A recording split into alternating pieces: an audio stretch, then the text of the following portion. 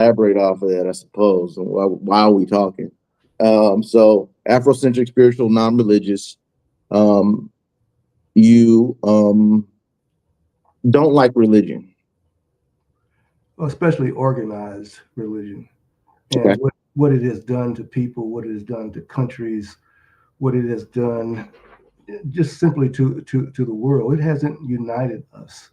It's divided us, and it's given us an ideology that is anti-spiritual. It's anti-humanity, and that's Okay. the thing that I oppose about it. All right. Um, are you agnostic then? Would that be the definition of your particular religious It probably disposition? is because none of us really know, what happens after we leave here. We Okay. have some idea. Religious tells us one thing.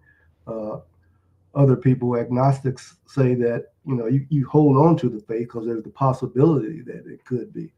But so I know that I believe in an afterlife and in a spiritual life after we leave here. But in terms of that religious stuff, pie in the sky, I don't accept that. Do you believe there is a God, or there is a higher being higher than us? I believe there's a collective consciousness. You still got Uh, you still got an answer machine. huh? You still got an answer machine. Yeah, on my home phone. So that I'm not actually the answering machine really takes care of all the spam. And so Oh yeah, yeah, that's true. and That's and, true. and so I just use my mobile phone, but that takes care of all the spam and is worth it. So Okay, I yeah. don't have to answer it. Okay. But you got one that's actually like the old school. That sounds like that was one in my childhood that you could hear the message on the tape cassette. And, I thought I had unplugged it, but apparently I must have unplugged the printer instead of uh, uh, the phone. But yeah, uh, what was your question? you believe there is a God, or do you? What is your take on? Do you believe there's a higher power? Do you believe there's a being greater than us that I don't know. imposes himself I on don't know creation? if it's a being. I think collectively is where we're at, the consciousness, and when we leave, we rejoin that consciousness, and so um, that's why I don't believe in heaven or hell, because we are all part of the goodness and we're all part of the evil, and Do you so believe our that collective consciousness is what is where I think I'm at right now. Do you believe you were created? Do you believe that there is something out there that created us, or do you like believe in the Big Bang theory that these things came by accident and then I, from the I don't I accident came don't evolution? Yeah, I don't know if I believe in either one of those. Again, there had to be a beginning. Okay. But if you say there's a beginning, then who created God? So that where do we really start? And if things can appear new life even now, um, where did that new life come from? If we go to another planet and we find something, where did that come from? So that is the $1 million question, and I don't think anybody has answered it satisfactorily. Religious thinks they've got the answer. They got some old guy with a beard overlooking everybody.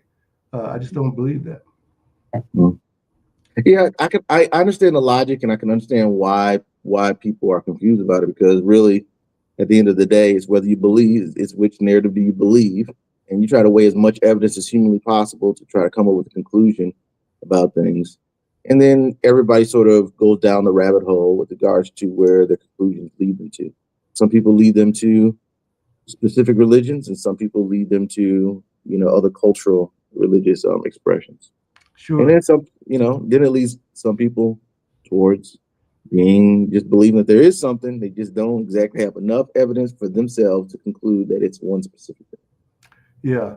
And then if you study the origins of religion, they were, most of them were man-made, especially the Protestants, the Methodists, all these things. Even the Muslim Muhammad was a man, a prophet, and the Muslims believed that Jesus was a prophet. And so, if you go back way back when each religion came up on the scene, Africans had spirituality before religion even appeared. They believed in that collective nativism consciousness, that I accept. So they believe they came out of that, but and they didn't have that organized religion until these Christians and other folks came from the West. Their religion was more spiritual and more native to their culture. They believed that animals and plants and all things were one, and that they were connected to all of life. And later that was separated, but um, and I think that's where I began. That's where I still say we've got this collective consciousness. We got away from that, and we sort of separated. Yeah, using terminology man-made, but I would say that the African spiritual approach is still man-made in a sense. Except the Africans claimed, especially in early Egypt, that everybody was God. We're God-like, and I interpret that as the collective consciousness. Because if we're all God, made in the image of God, um, so we don't need a creator, because out of nothing came us. But that in and of itself is a man-made ideology, right? Yeah, that's a man-made, but it's also a spiritual thing, because it out of this nothingness spiritual world created the physical world. Yeah, but And who defines that though? There's a man that defined it's only man, because that's the only way that we can interpret it, because we are humans. We can't. Yeah, But if you're a God, if you're already a God, and you left the spiritual world, in the spiritual world you were part of God, and when you came to this world, the physical world, you became part of humanity. But you're according to one always, cultural and when expression, you leave, you go back to God. right? That's So according to one cultural expression, which I uh, understand. I understand. You know, it leads us just to the adaptation. You've adapted Afrocentric um, explanation of spirituality. It seems like. well, it's not necessarily Afrocentric, because there are a lot of people, including Europeans, who believe in that consciousness. Okay, so Idea. it comes from more than one place. Yeah, I'm just trying to pinpoint. Okay, Yeah. you're using that you're using Africa as a base point, but it's in more than one place, right? Well, Which yeah. yeah. The reason I'm using Africa as the base place is because that's where humanity started. That's where, out of nothing, we became humans. It all started there. So that's the reason I'm starting at the core, at the Okay. origin. Okay. Um, you are very much a Afrocentric, if I can use this word, intellectual, a man who is scholared in the history of African Americans and has actually written a book, which maybe this is a nice segue into that commentary. Would you like to just talk about that briefly once again? What you have out there so far and how they get that information? Yeah, I wrote a book. It's called Juneteenth: The Promise of Freedom, and it traces our roots, African history, all the way from prehistory, antiquity, all the way to the current times. And that book is available on Amazon, or you can go to a local bookstore and have them ordered as well. So, but uh, that book, I've created since then a character called the Truth Seeker. And the Truth Seeker is the holder of knowledge. And he sort of disputes all the myths and lies about Black history. So if someone has a Mm. question about Black history, they can find that answer in my book. Whether it's the Europeans discover America, or Oh, I love it. Yeah, all those kinds of questions, like a fact check. you'll find answers in that book. And so it really uh, challenges the Eurocentric version of history. And Yeah. it really points out the lies and the myths they've told about our history. And I think the only way this country is going to heal is to face the truth, correct the truth, and repair the truth. And so that's where it's at. You don't think do you think we'll ever get to that point, especially in the state of politics, and sort of being so far removed from civil rights movement, and it and then in the and the further we get from the civil rights movement, I feel like the further society sees relevancy in repairing the past. Yeah. Well, our ancestors, many thought that they would never be freed. You know, they thought, and many of them were never free. But Mhm. there was always that core that believed that sooner or later the arc of justice would come their way. And so I think it's going to start in Africa. And once Okay. Africa gets its act together, then and is able to regain its place in the world on the world stage, then it's going to happen. It's not going to happen until Africa gets its act together. Yeah, it seems like Africa is controlled by two countries, China and England. Well, China, France, and the West, and the United States, but there is strong resistance in Africa as we speak. And there are three countries that have broken away, and they have really, they're really erupting France's economy right now. And France is in an uproar. They have highest unemployment they've ever had because Africa said, "You're no longer going to steal our resources. If you want our resources, you get them on our terms." And so, if more countries are like that, unfortunately, Nigeria is asking Trump to come in and, uh, under the pretense that Christians are being Oh persecuted, yeah.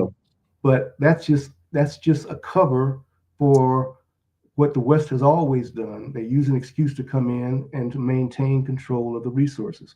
But the rest of Africa is finally beginning to wake up. We've got three countries that have broken away just in the last year. And so if that mood continues and the young people do like the young people did in the 60s in this country, Africa is going to be on the right path. Yeah, the problem is that it seems like every time Africa reaches any type of state of liberation movement, somebody gets bought. That would be my that would be Yeah, my that's that would be true. a very biased But slang interpretation of their politics historically. but you've got a strong leader now in one of these countries. I always mispronounce it, but his leadership is unlike any other uh, uh, since in Kuma. And so, if the nation rallies around him, he has a chance to really unite Africa as a whole. And right now, his message daily is being heard in South Africa. It's being heard in Ghana. It's being heard in Nigeria. It's being heard all over the continent of Africa. And people are finally beginning to wake up. I'm not saying things are going to change next week, but in 5 to 10 years, if they stay on that path, you're going to see some serious changes. What do you think needs to be restored in the African American community? You mentioned something. You mentioned that through a form of awakening that maybe America will get to a point where it restores or it repairs damage. What are you referring to? I think that's Well, what I'm you're referring referring to. to the truth about our history. Black folks need to know the truth about our history as well. But If what black folks, repairs need to be done? so say that again. What repairs need to be done? Like what needs to be reconciled at this point? Well, again, before you can reconcile anything, you have to know what the problem is, and you have to know what what has occurred in the past. So the past almost instructs the future if you learn its lessons. And if we knew how great we were as a people and still are, that's where the consciousness comes in and where our ancestors will play a role. But if we just knew what we have done as a people Mhm. and begin to cooperate, like in Madison, you grew up in Madison, right? Mhm. In the last 5 years, we've got more projects, more blacks in leadership, more blacks in the city council, more blacks in the county, and in our entire history. And a lot of that took people laying the seeds, but they also took education. It also took people coming together And that's what it's going to take. It's going to take us to come together as a people and put together a plan. I see this happening in multiple communities, and it seems like the African American community is still at the crutch of white money. Well, we are because we control we can control very few institutions, but we do control more wealth than probably 75% of the countries in the world. And Collectively, but it's unorganized wealth. right, but if we begin again, to come together and organize and create a plan, that changes things. And some communities are moving faster than others. Atlanta, for example, Okay. Atlanta has great black middle class, millionaire class. They're doing some great projects. Other cities are doing the same thing, and even Madison is doing some wonderful things. Can we do more? Absolutely, but we've got to have a national plan, a regional plan, and a local plan. You have black centered, black leadership, uh, driven communities like Atlanta, like Madison, upcoming, and then you have black driven communities like Baltimore. It has a poor record, as far as their ability to actually benefit their community, I guess. Well, Um, yeah, you have all those communities, and there's a historical reason for that. We weren't poor because we didn't have the skills or the intelligence. We were poor because of the white supremacist policies. And if we come together again, it used to be we came together in our churches and we were able to do a lot of things. And now we come together in community-based organizations and other venues. And mhm. so, but that's still the key. We've got to come together as a community to solve our collective problems, because I'm not facing problems because I have a PhD. I'm not facing problems, because I live on this certain area. I'm facing problems because I'm black. And if we can come together and say, how can we address this collectively? And how can we uplift our community collectively? What's our plan? And then begin to implement that plan. Uh, we might see some changes. Yeah, it might grow, and there might be an evolution of it, as things go over time, I suppose. But it seems like the same broken record over and over again. And I don't know if it'll ever get fixed because we're too dysfunctional. It's like expecting a dysfunctional relationship between a traumatized mother and son to be repaired. Well, when people are given a glass of water, some people say it's half empty and some people say it's half full. You sound like it's the half empty side of the equation. I'm No, I saying, see hope. I see a lot of hope just from a different angle. okay, I well, okay, Yeah. and I'm seeing it from like a farmer when he plants the field, he moves the posts, and so from year to year, he can see that he's made some progress because the post is moving. We're making progress, but we're not acknowledging that progress. We made some tremendous progress, like I said, right here in Madison. I've been here now 40 years, and I can tell you, in those 40 years, we've made tremendous progress. And I can go to other cities again that made similar type of progress. Do we still have a ways to go? Absolutely, but we're making progress. I'm concerned about the virus that's always there. You got a virus right now in your system right now. Pops up What's every the now virus? and then. Huh? I said, you got a virus in your system. You got a virus, but um, that virus is that dysfunctionality that's always there, lingering, present in the background, that is infused in our culture. That it's always going to be there. I don't know if it's ever going to escape.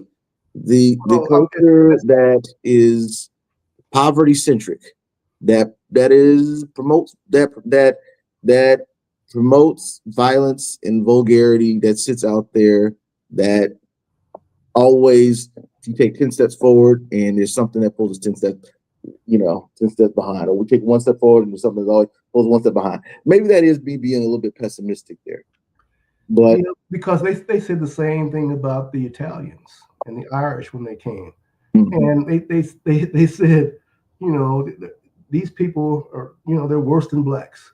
That all they want to do is crime and steal and all that. But once they integrated them into the economy, 20 years later, you couldn't tell the Irish from the Englishman Mhm. because they were given the resources and the opportunities they needed to change. And once people always think that most majority of blacks are poor, that is a lie. 57% of the blacks are middle class in this country. But if you look at any statistic that comes out, they're always talking about black poverty, black this, that. And so we have 40% of our people are poor. But if you give them resources and opportunity, they too will become middle class. They too will become contributors. That's all they need is opportunity and resources. Okay. Um, I'm optimistic about the future about the Black community because I think the technology, which I know you have your hand in, is gonna help create that bridge, even of consciousness, collective consciousness, and group economics across the board that may help bridge the gap. What do you think? What if you talk about if a man knows his history, he knows his future. Where do you foresee the recovery coming from? From the people or from people? The predominant culture that sits outside of that community. No, it has to come. The change that the black community needs. There's not. We don't have anybody on a white horse that's going to come save us. We have to do that ourselves, spiritually, economically, educationally. We have to do that, and we've got enough people. We've got enough role models. They always say there's not role models in the black community. We've had role models since Nat Turner. There's plenty of role models. What we have to do is have the willpower, and we have to have the willingness to help our younger people see the light. Yeah, You know, historically though, there's always been a person on the white horse. The white man has always helped come save the day. right? But right now, the white man is on the decline. The world population, the white man is about 7% of the world population. The white man hasn't learned yet that he's got to get along with people because in 20 years from now, he's not going to be able to go anywhere. What Trump has done, he has turned more people of color together than any other president in this country. He's got all of Latin America now united because he's trying to bomb Venezuela. He's got most of Africa, the thinking Africans, together because of the things that he wants to do in Africa. And China is just laying by, just waiting to pick up all of the things that Trump is just giving him because of racism. And so what the whites have always done, but blacks have always made a way. Religious people say we made a way out of no way, but blacks have always made a way. Even in the depth of tragedy and horror and suffering and evil, blacks survive. Yeah, yeah, I've no doubt about that. Yeah, there's no qualms with that. The question really is how do blacks collectively compete equally, and is that there right now, and what's that look like as a community? I don't know. I'm trying to envision what it looks like for a black community to truly operate in a state of competitive. I don't know. You know where I'm going with that? Is it like Yeah, what but what we've already had examples. what does repair look like? We've had Black Wall Street. We've had Wilmington. We've had Rosewood. We've had so many examples during Reconstruction where blacks had thriving communities until white racism destroyed them. And so what we need now is to learn those historical lessons. The reason we Mhm. had all of that was, again, people came together. Yes. They trusted each other. They put together a plan and they implemented that plan. And so, but in a predominantly white country, we're always going to be the minority. And so a lot of the things that you're talking about, that's why I say have to happen first in Africa, because they have the majority, they have the world's resources.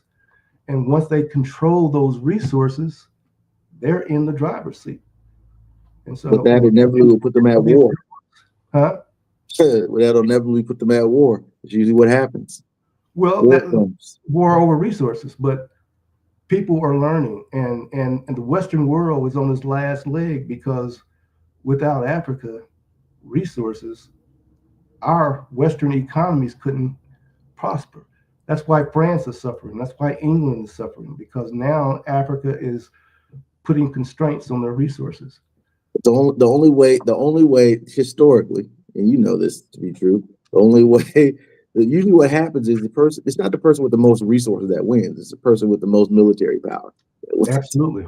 And that's why Africa, and I applaud them for this, even though they have to be very careful, they're using Russia and China now to confront the Western powers. They're saying that you're not gonna come in and just take our resources. We have somebody that's going to help us fight.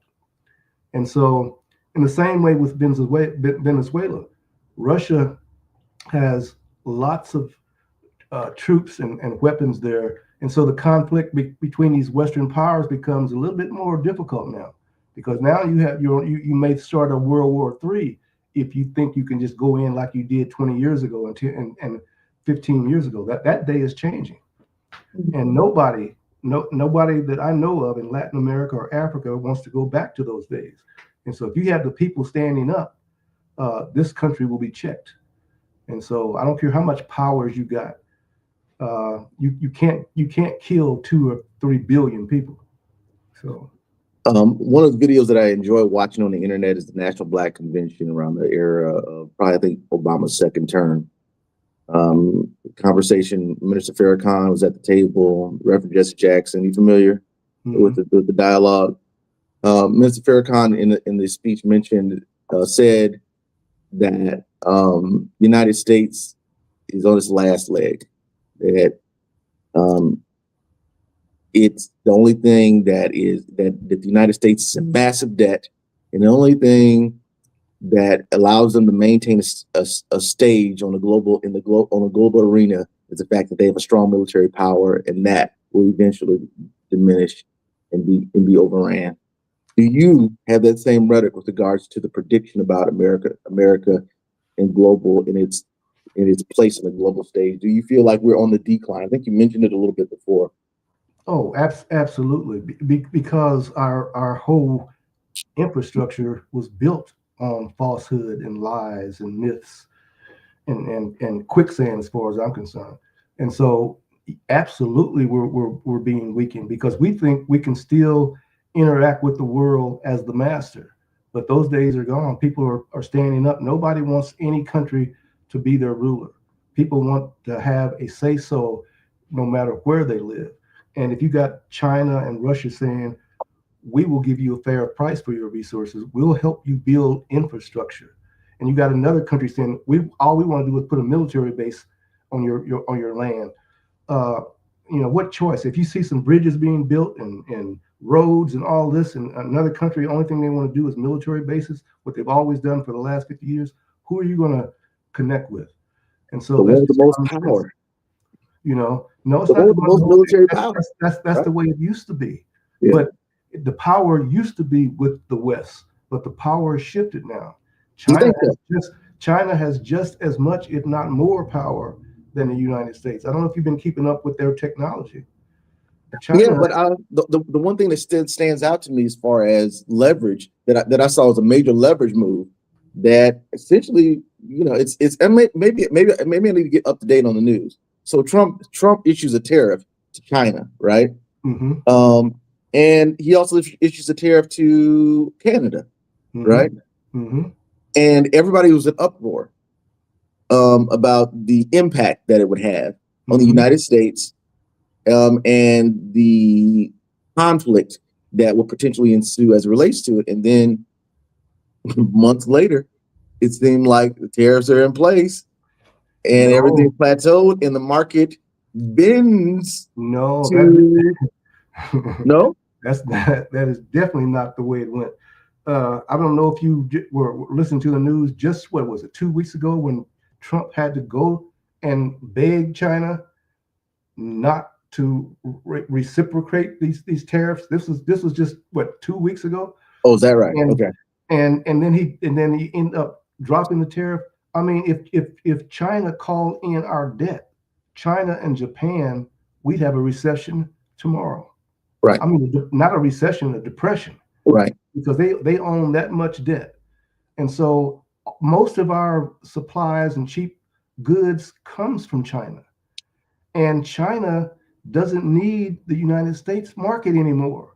Because of Trump's tariffs, China now has trade relations with three-fourths of the world. Africa is now trading directly with China. Latin Mhm. America is China, and even Canada is going more with China. So the winner in this tariff war is China. And Mhm. there's very little that we can do about it because most of our money is in the military, whereas Mhm. China's money is being in infrastructure, and not only in China. I don't know if you've been to China, man. I've been to Beijing and a couple other provinces. I have not seen such a modern country in my life. They've got cities there that would just when you walk, you just say, ah, this can't be Mhm. true. And I think I mentioned last time they're making everybody study AI, the kids from kindergarten all the way through high school. Whoa. And so already know who's going to be the leader and their technology, their weaponry, but they're not in the. They go around the world creating projects and contracts for infrastructure.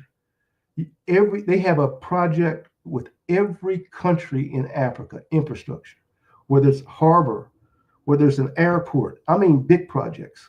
Mhm. So in every African country, China has a project. And so, yes, the West is on its last leg, and Trump is just gasping for air. And he thinks tariff is like a gift to China. It was.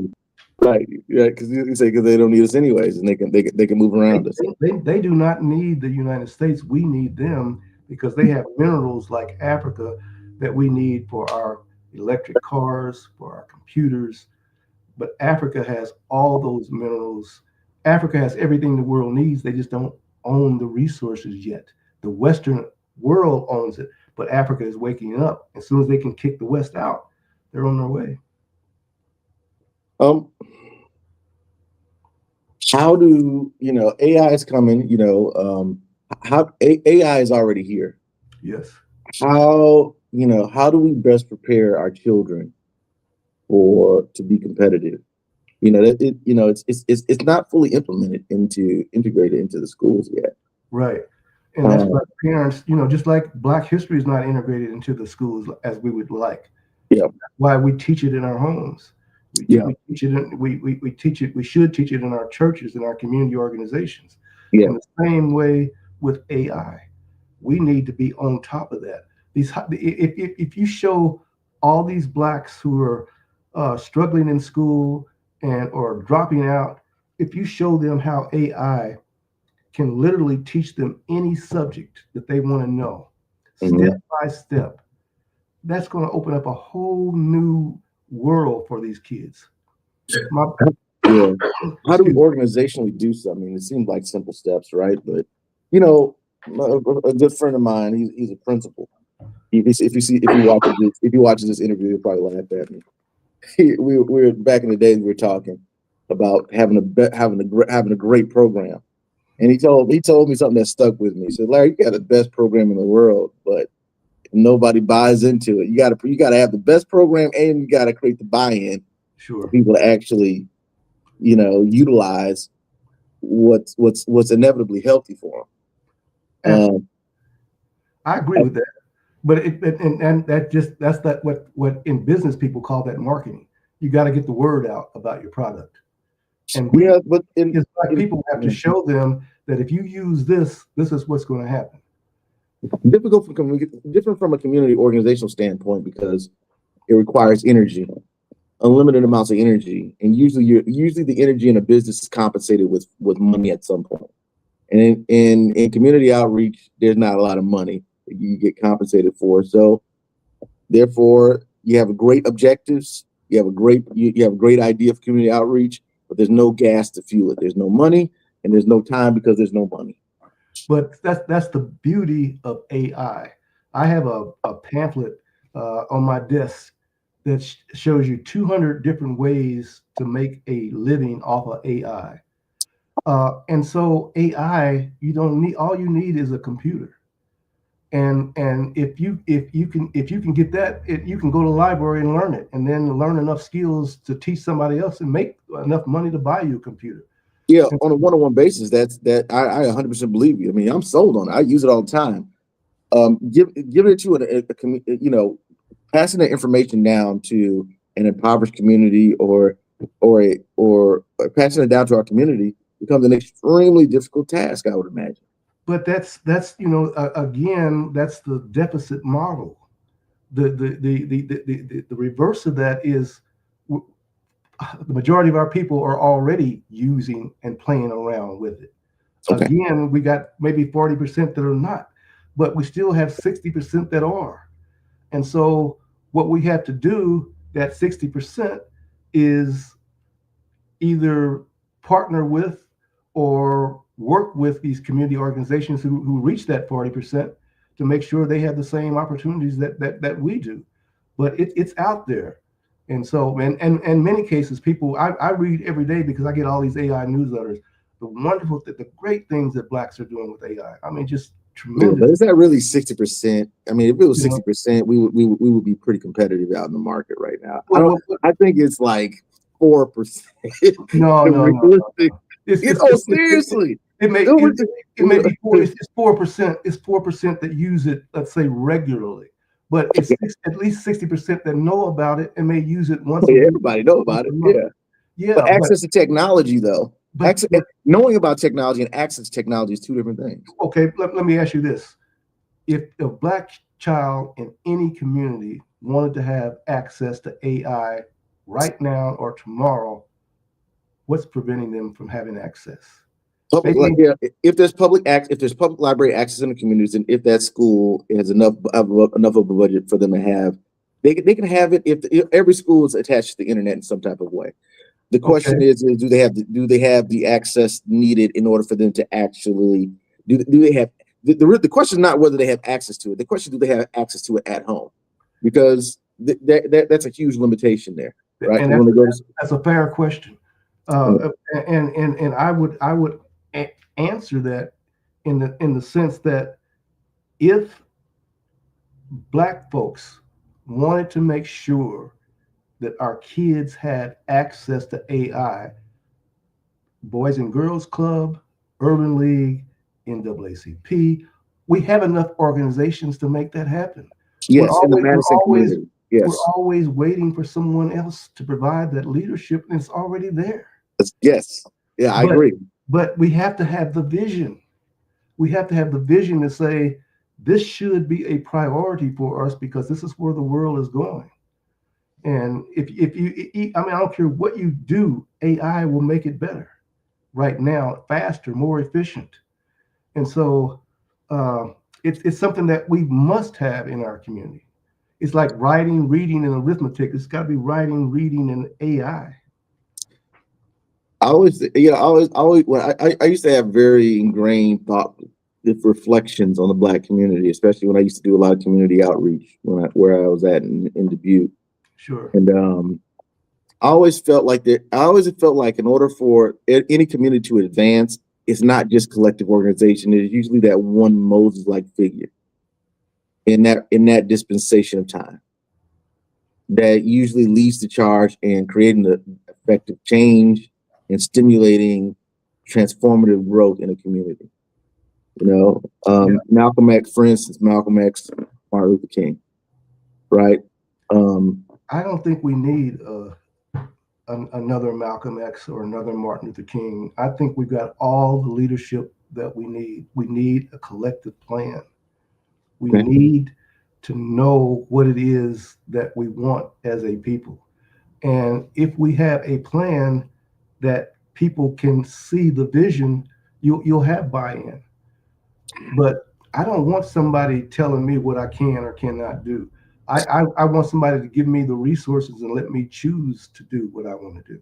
Absolutely, as an individual, I'm talking about someone that is a charismatic.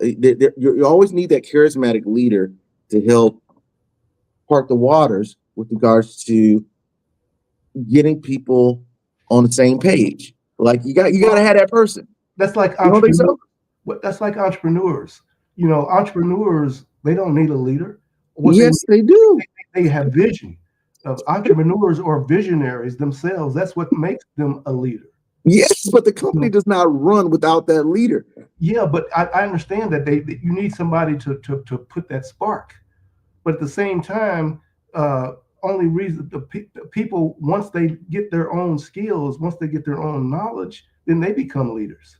And Yeah. all I'm I'm gonna, saying is yeah. let's make leaders. Leaders aren't born; they're made, and we can make leaders. Every generation has the opportunity, and I think the best, easiest, fastest way to make a leader: resources and opportunity. 100%. I agree.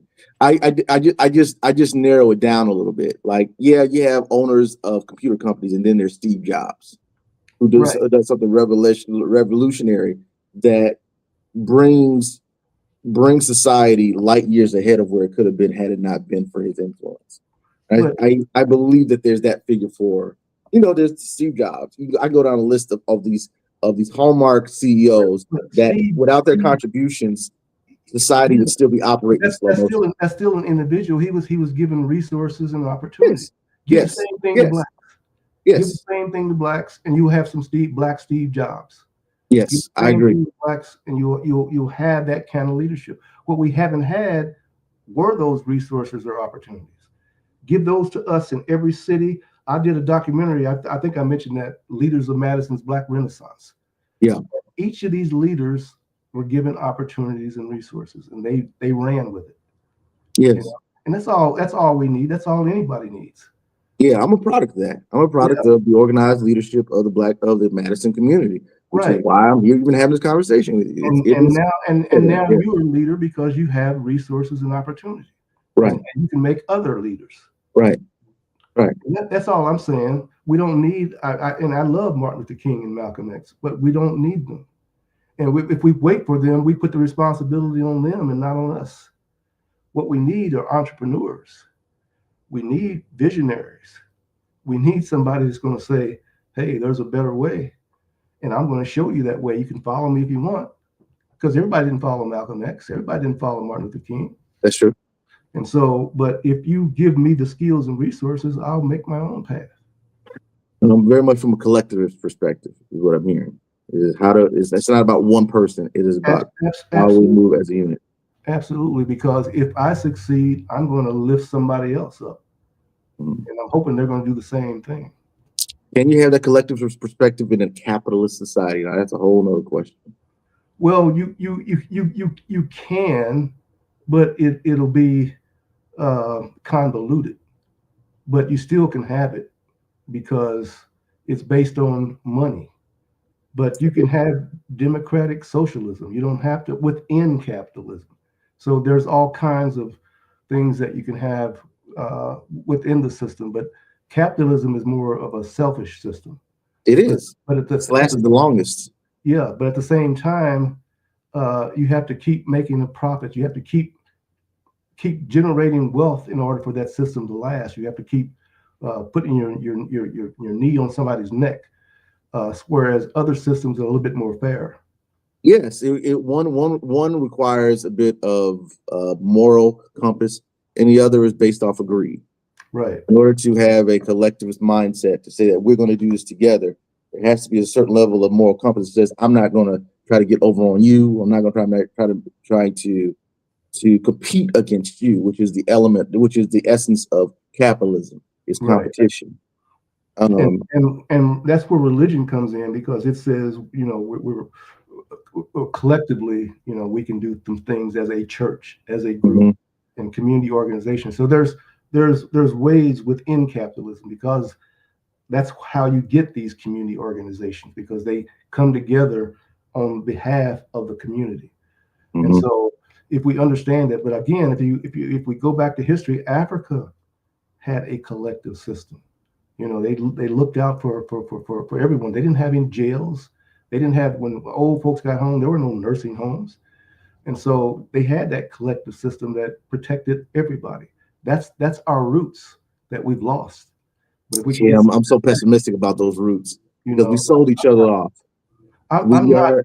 I'm It's a, not because I see young people uh, white, black, brown, and yellow, saying that there's got to be a better way than this capitalistic nonsense, because it's just, we don't have health care, we don't have this, we don't have that, we don't have that, because money is at the root. And so I really see opposition to that. That people really want I won't call it a spiritual system that they're looking for, but they want something better that's more humane, that that's more giving. Maybe. I don't know.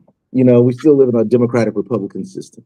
We got Democrats and we got Republicans. So, yeah, I don't know they're going to get rid of that anytime soon.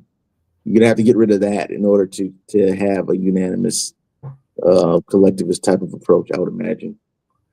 Yeah, I don't think we're going to get rid of it anytime soon either. But within that system, we can create community organizations that are more effective than ones that are just strictly capitalistic. Because capitalism is again based on profit, and community-based organizations is usually non-profit. And so it's really a mindset. What kind of society do we want? What kind of relationships do we want? Yeah, man. Are you familiar with this guy by the name of Killer Mike? He's a rapper, but he's also a huge Atlanta activist, political activist. Mm-hmm. They were having a Black conference, and they were going to this major debate. Black Democrats, Black Republicans, which are on the stage. One of the things that he said in the conversation stung me like almost like a bee sting coming from him. What did he say? He said there will always be a slave class. And what did he mean? You're never going to get rid of that. What was he talking about, under capitalism or just in general? In general, we've never gotten rid of it. There is a slave class. Now whether it's going to always be like that, God knows, who knows. But there's always a pecking order. I mean, there's a spectrum of intelligence. There's a spectrum of capability. There's a spectrum of how people leverage their intellect and capability and talents to have an edge in their environment, to excel their family and their personal objectives over another family. I don't know if they're going to get rid of that type of disposition, because all of us got it in us with regards to our nepotistic. There's always an element of nepotism in all of us. But that's like saying there's always going to be poor people. I think the Bible said that. Maybe Jesus even said that. He said the poor you have with you always. Yeah. So that there may be an element of truth into that. So what? So what? If we know that, we don't have to be a part of that class. Matter of fact, we can be the part that challenges that. Yeah, I'm not implying that we should. No, that's not implying. And so all I'm saying is there's always going to be this, that, and that. That's true, but you don't have to be a part of it. I just think that type of ideology if a person has that ideology that we're never gonna end poverty, we're never gonna end hunger, that even as much as I try to do my community, I am trying to better with what I can better, which is a great positioning. Mm-hmm. But there's for me, even if I see me as a person, as I'm continuing to grow as a child, I'd say child of God. I'm still a kid of God, even in my adult years. I'm 46 right now, but I'm still a child. Sure. I struggle with being, and I used to be huge on community. And then it just got a little bit. I don't know. I got to be careful with my words here. No, just speak your truth. Fruitless. Yeah. And people they want to throw their hands up and say, why bother? 100%. You're exerting too much energy and not getting enough in return. Right. And the community, you live in a never-ending community that really does not get activated when the spark is there. And so you got somebody constantly sparking, but there is no fire. Yep. And I had the same conversation with my brother about 3 weeks ago. He came to visit. He lives in Houston, and he's retired too, but he's taken a part-time job in the Houston school system. And he's working in a program where these kids are almost on their way to prison. And he's saying, I don't care what we do. There's nothing you can do about them. I said, Steve, now we grew up thinking better than that. That's what they think about us, that there's nothing that can be done. I said, that's the attitude that has always been about us. And the only way that's going to change is for us to try something new. It may not work the first time, it may not work the 100th time, but never give up on us, because there's one child in that group that's going to listen. And so, and what I told him to do is these kids who are just bored in school and get in trouble all the time, teach them AI. Once you show them they can make a book in one day, they can make a greeting card in one day, Right. they can do all these things. They see their creative self come. There may be a spark, but don't ever give up on them, because that pipeline to prison, the only way it's going to be broken is by us and by our attitude. So, Yeah, that takes a certain type of person. I think the type of person. This is where I go back to Moses and Martin and all those people. It takes a certain type of a person to bear their weight, to deal with that, and still not give up. but see, ultimately, our life is our own responsibility. We can't put it on Moses. We can't put it on anybody else. Because No, I'm just talking about. I'm talking about these figures that had to bear lots of weight. Like you have to be a certain type of way to not give up. yes, no, To not I understand that. You Yeah, have to be just the idea that you have to be a certain, you have to be wired a certain type of way and have a certain level of emotional resiliency, and that's like 10. That's not 90% of the population. That's 10% of the population. right. But even in prison, when these people, when these kids finally end up in prison, even there, Malcolm X changed his life around. Yeah. So that's why I say you never give up, because they just haven't had that spark yet, but it's in them. Mhm. They just haven't had it yet. So, and they have to realize that, and it may take somebody, or may just take them like Malcolm X did, reading in prison and learning the language and learning history and all of that. But somehow, if we ourselves can't give up on our young people, I don't care who we are, we have to believe. I don't care how frustrated we get, we still have to believe. Let's say there's a young African American professional. He's looking at a young a older African American having a conversation online with an older tenured, seasoned, Afrocentric individual, and he has questions in his mind about how to navigate through in this society. What advice would you give that person, young professional? Let's say he's in his 20s, and let's say he's about to graduate from college. What advice would you give him going out into the world?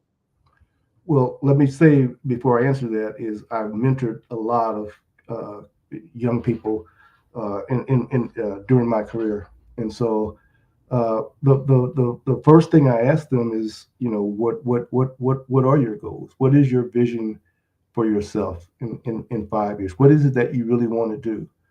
And then from there the conversation starts, and then I can say, well, here are some resources, or here's a mentor, or here's this, or here's that. But I have to find out where the person is coming from first. I don't give generic advice. I want to give tailored, specific advice, and the only Okay. way I can do that is to really get to understand that person and understand their values, their vision for themselves. But ultimately, they make the final decision. I offer them some options and resources. Okay. Fair answer to the question. Let me reframe the question, maybe so that it's answerable. I thought I answered it quite well. You did. You said you asked a lot of questions and you were sending the resources. That is inevitably the answer. I just want to make sure the audience heard that. Okay. Fair enough. Yeah, I sort of got the memo there. You that rather than giving an instant answer, I would. This is the process. Sometimes the process is more important than the results. So I appreciate that. Yeah. Absolutely. It's But I 12 mean, o'clock. Oh, go ahead. no, just to follow up. I mean, if you told me that you wanted to be a truck driver, I'd ask you 1,000 questions just to make sure that's really what you want to do. And I Right. want to know why you want to be a truck driver. And so, and if I'm satisfied after hearing all your answers, then I can begin to offer you some resources and mentors and all that kind of stuff. Okay. Caveat to that. Right. Right. Fair enough. It is 12 o'clock, Mr. Taylor. I'm not gonna eat up 2 hours of your time nor my time. But I'm gonna let you get well. I 100% enjoy these conversations. I love the chatter. I'm not trying to be a negative Nancy in the conversation, but no. I that's just part of the conversation. That's right. It's part of the philosophical discovery as far as challenging the conversation to go further. So Absolutely. I appreciate your disposition as always, and this is fun. So I hope to do this once again if you don't mind. We can keep anytime it you need rolling. me, just let me know and I'll be there. All right. Sounds good. All We'll right. talk to you later, Mr. Taylor. All right, you too. Bye. Bye.